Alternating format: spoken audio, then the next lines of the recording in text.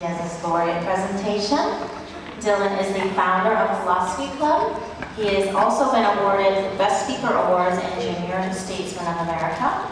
And this fall, he plans to attend Southeastern College to major in political science and theology.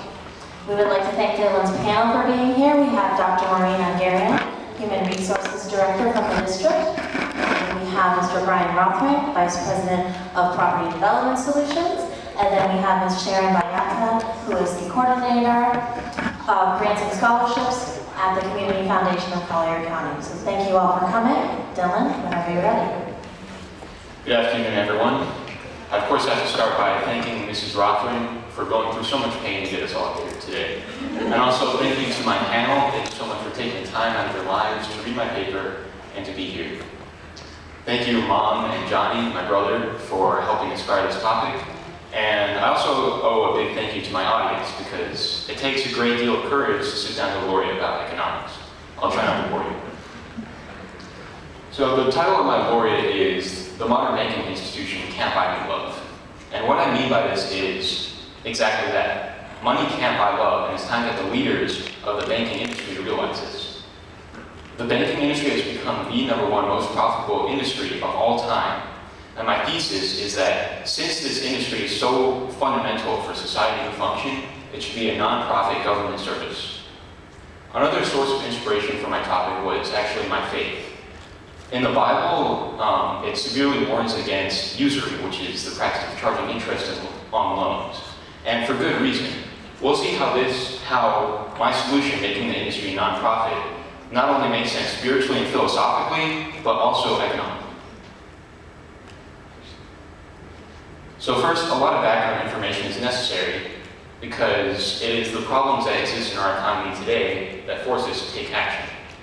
Before I start, I'd like to ask a question to my audience. So do I have a volunteer that I could ask a question from a member? How about you, ma'am? What's your name? Haley. Hi, Haley. How are you doing today? I'm doing well. How are you? Good, thank you. Haley, my question that I want to know is, if you had $49,000, what would you do with it? That's a hard question. Probably pay for my college tuition. Well, it's a good plan. I'd do the same. But what if I asked you to give me $49,000? No. Thanks, Haley. Let's give her a round of applause. So the significance of this number, 49,000, this number is significant because right now, in the year 2015, the federal government is under $18 trillion worth of debt, which means that every man, woman, and child, including you and me, each of us owes $49,000 to the federal government. And this problem relates to the banking industry, as we'll see soon enough.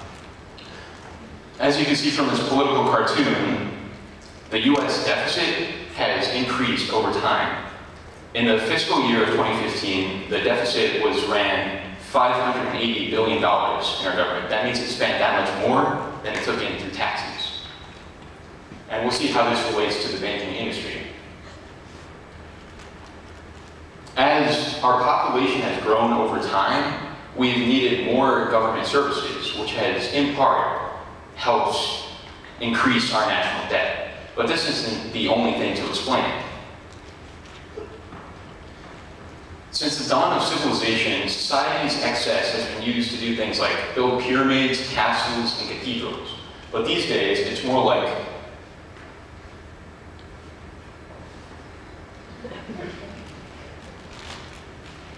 that's weird. These days, it's more like financial institutions, trade centers, etc. And this is because even though society has grown and become more productive, we still have the issue of the increasing debt. This doesn't make sense when you think about it, because as society becomes more productive, we should have more excess, not more debt. This is because of the wealth gap. In America today, the wealth gap has grown shockingly large, more so than we might realize. As you can see from this graph, the bottom 80% of Americans only own 7% of the nation's wealth, compared to the top 1% that owns over 40% of the nation's wealth. And this is a staggering disparity. This has also been a factor in the debt because the average taxpayer doesn't have enough money to pay more taxes so that the government would have enough money to balance the budget. Whereas, meanwhile, the financial elite does everything in their power to avoid taxation. So now let's see how the banking industry has affected these problems, made it worse, but has the potential to make them better.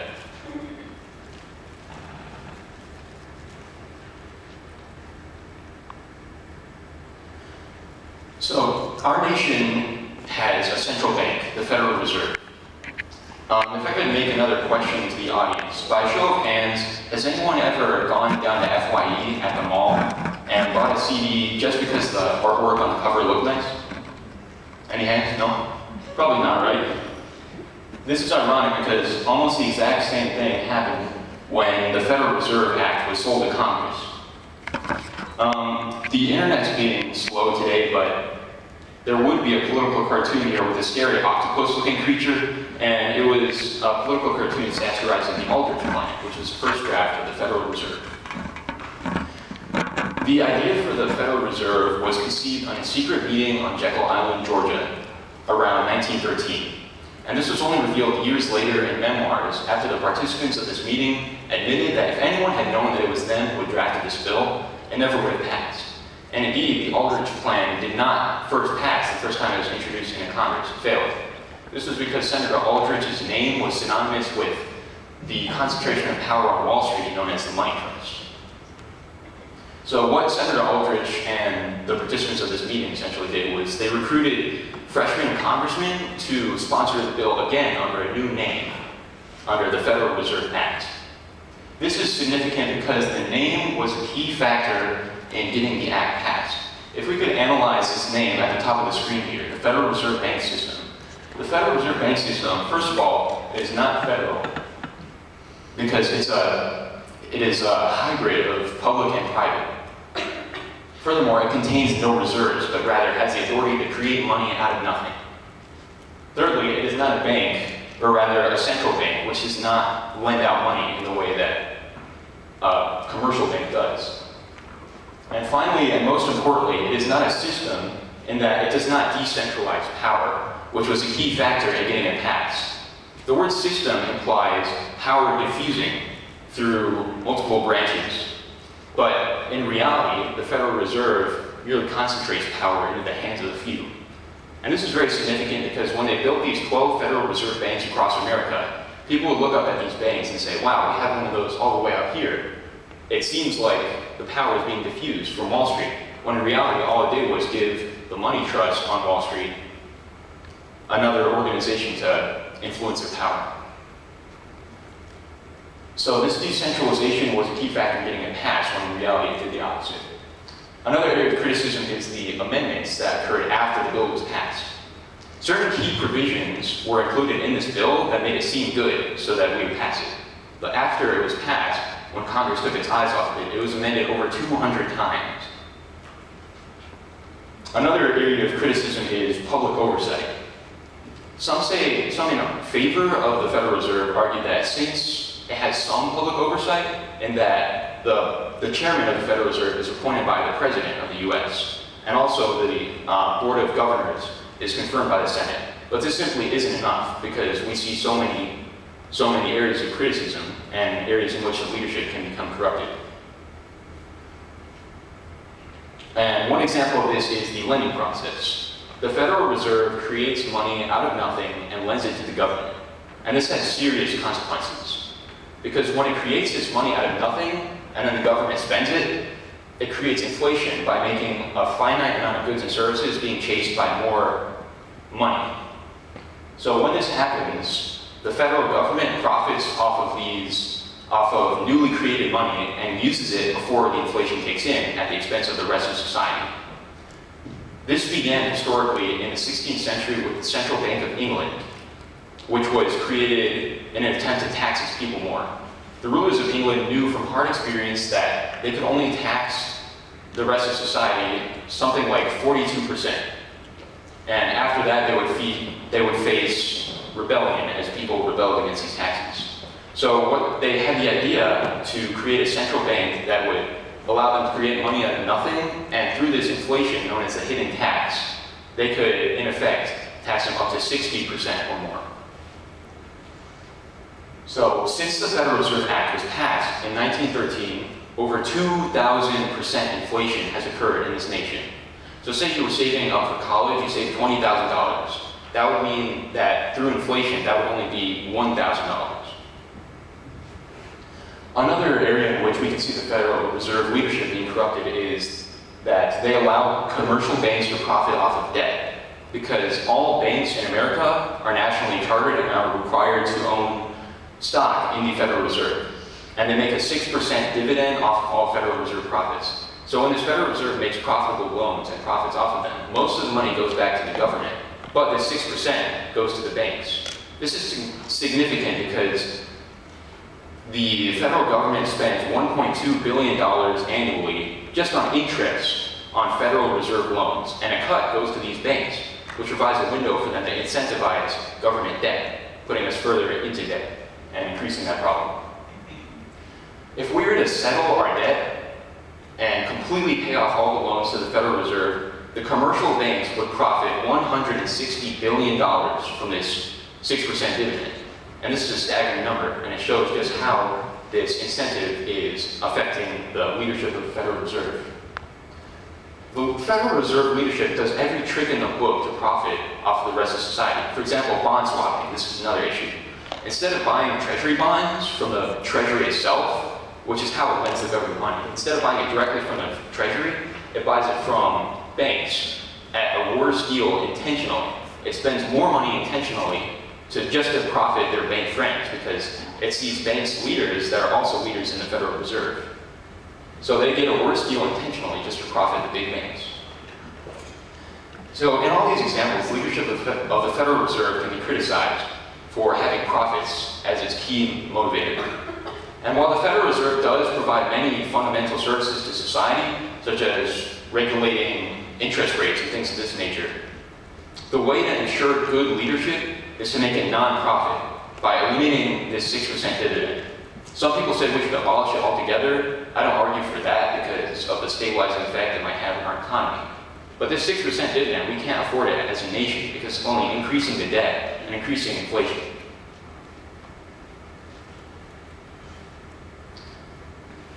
Another issue is bailouts. Again, the internet, you can't see anything here.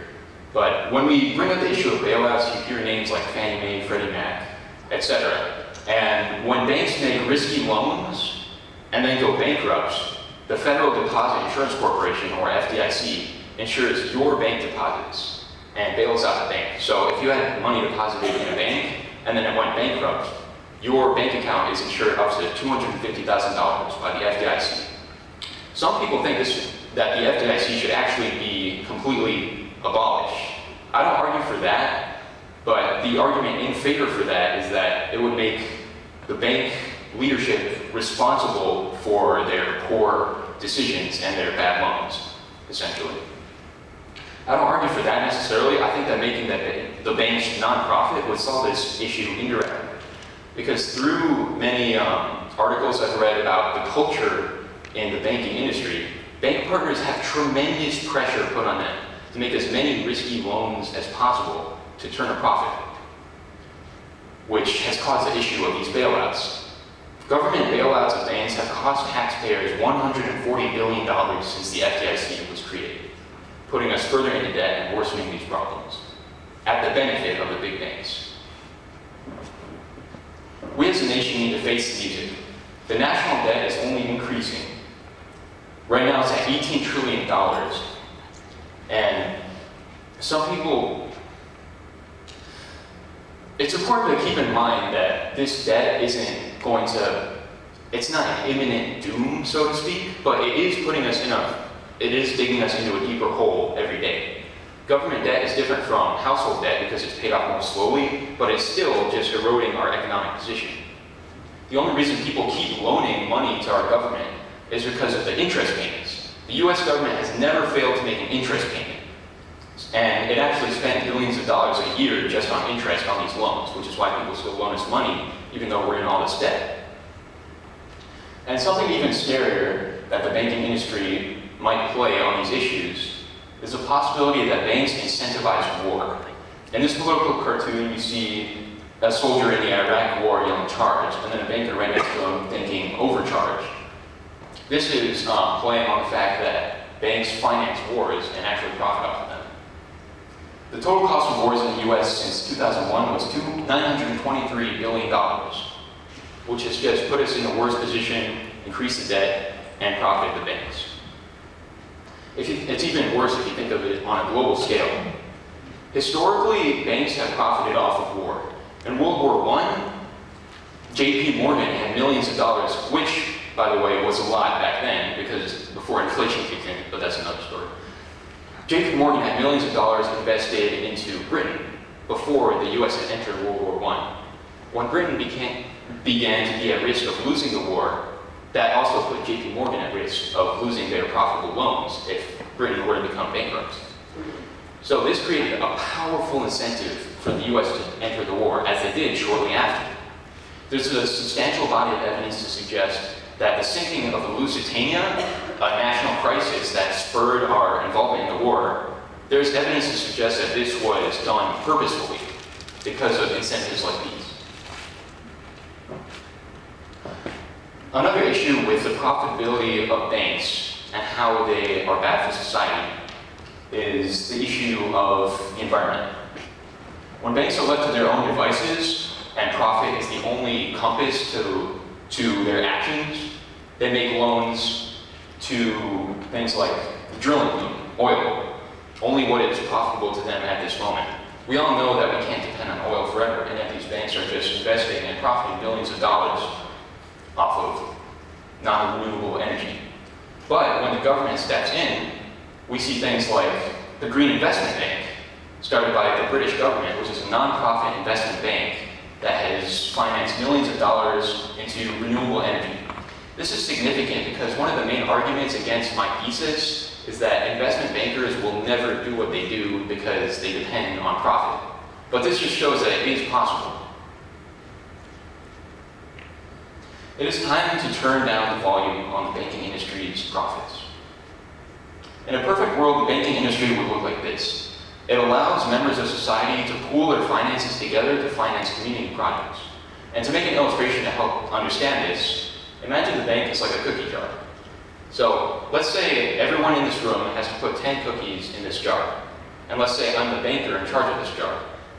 I only need to keep, let's say, 10% of the cookies in this jar to satisfy the everyday withdrawals from society. But the rest, the other 90%, I can loan out to do whatever I want. For example, pardon the analogy, but let's say I were to feed the poor with 90% of these cookies. These are your deposits, but I can still loan them out as long as I promise to pay them back whenever you need them, which is why I keep 10% at hand. So I feed the poor, and this is just an analogy again, but let's say that they have enough energy to start a bakery, and then they bake a bunch of cookies and pay me back. So in that way, I make profits off of these loans, and all society benefits from this trade. And that way you can see a bank fall like a big communal cookie jar, in a way. We all pool our finances together, and a bank loans them out in a process called the fractional reserve system. So that way, our deposits can finance important projects like mortgages, business startups, education, and renewable energy. In a perfect world, the banking industry would do this and nothing else. Everyone would live in peace and harmony, and there would be no scheming, no ulterior motives, and no profiteering. Sadly, this is not a perfect world, and the banking industry has only increased the wealth gap, the national debt, and created a culture of a financial elite. But just how profitable is the banking industry? I was asking myself this very question, and throughout my research, I could find a list of the top 20 most profitable companies in the world. And among this list, you see names at the top such as J.P. Morgan, Wells Fargo, and the number one most profitable company in the world is the Industrial Bank of China. But what I couldn't find in my research was a hard, concrete number on just how much the global industry's profits were. All I could find was this: IBIS World, where knowledge is power. It's a global research subscription that provides information. If you look at this little X'd out number under profits, it's censored, and when you click on that number, you're prompted to buy a membership for $1,500, which is significant. So, this information is so valuable, literally thousands of dollars valuable, because the industry's profits have grown so astronomical.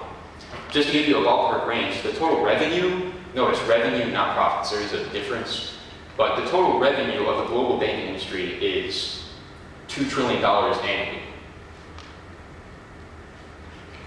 If the internet works, I'd like to show you this video to demonstrate how the banking industry and giants like this industry have created an astronomical wealth gap in the United States.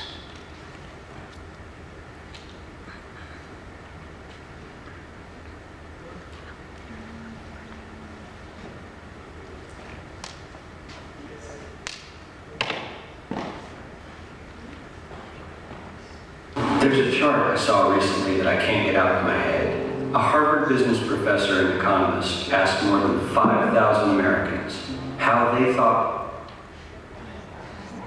Alright, you can just pause and disrupt me, it's not going to work. I'll try and describe this as best to you as I can. There was a Harvard study done that surveyed people's opinions compared to the reality of the situation of their wealth gap. And 92% of people that they surveyed, Democrats and Republicans alike, they chose, if you extrapolated all their data together, they put together a graph that looked like what their ideal wealth gap would look like. And it looked something like this. Excuse me, your left. Something like this, where the wealthy were no more than 3 to 4 times as wealthy as the poor. And what the study found out was this ideal, which by the way was chosen by Democrats and Republicans alike, is so far removed from reality that it's quite astounding. The actual curve looks something like this, and the top 1% extended 10 times further than the graph could even show. The top 1% owns 42% of the nation's wealth, as shown by this study, which means that the wealthy have, if my math is right, something like 5 times what the poor have. I'm not sure if that's right, excuse me. But it just shows how huge this gap has gotten. And the majority of people, they don't have any income with which to educate their kids, or invest in their future, or bring them out of poverty. And this is startling because the main argument against the nonprofit banking industry is the American dream argument. It's argued that making the banking industry nonprofit would infringe on that American dream. But just because the industry would be nonprofit doesn't mean we wouldn't still compensate the leaders of this industry well. Studies have shown that salary increases over $70,000 have not been shown to increase happiness. So we could still compensate these leaders well. But as it points out in this video, I apologize that it didn't work, the average CEO or bank partner earns 380 times what his average employee makes. Notice that's the average, not the lowest, not the janitor, the average employee, so maybe the bank teller. I'm sure that many of the financial elite, this top 1%, have worked very hard for their money, but have they really worked 380 times harder than the average employee? It doesn't take us to go all the way to socialism to find something that's more fair for hardworking Americans.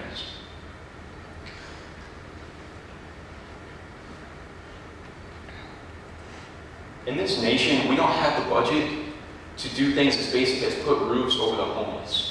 As you can see from these numbers, 3.5 million Americans will be homeless this year. And typically when you think of homelessness, you think of someone who's addicted to alcohol or something like that. But 100,000 are veterans, 1.4 million are people with disabilities, and the most shocking one of all, 1.6 million children, mostly under age 7. If we don't have the money to provide basic necessities for these people, our government can't say it's doing its job of providing for their general welfare. Meanwhile, the banking industry is raking in more than ever, which has increased the wealth gap, increasing the luxury market in America as well. This is a global analysis of the luxury industry. In the US alone, it's something like $72 billion, not including homes or vehicles, which are some of the biggest contributors to this. It doesn't make sense to have this huge disparity between luxury and poverty.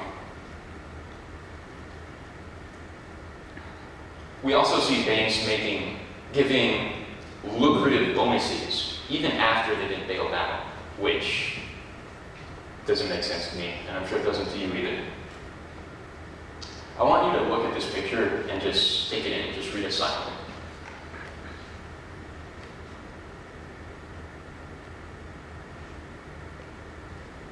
Notice the oxygen tank in the background. Have you ever had to choose between food and medicine? You don't have to see the person's face in this image to feel what they're feeling. Now let's look at the US Constitution. Look at words like justice, liberty, the general welfare. I would think that the banking industry falls under the general welfare. In this society, we need banks just to survive. How else is the average American going to buy a house, get an education, or buy a car? It's impossible without the banks. And in this way, the banking industry should be a government function, but instead, it's the most profitable industry worldwide. And for this reason, we need to turn down the volume on the profits of the banking industry. Before I get into my conclusion, I'd like to make one last point. We can compare the banking industry to healthcare. Even though the United States as a whole is the wealthiest nation in the world, except for maybe Saudi Arabia, we are one of the few developed nations not to provide universal health care to our citizens. This is because the insurance companies are for profit, which leads to expensive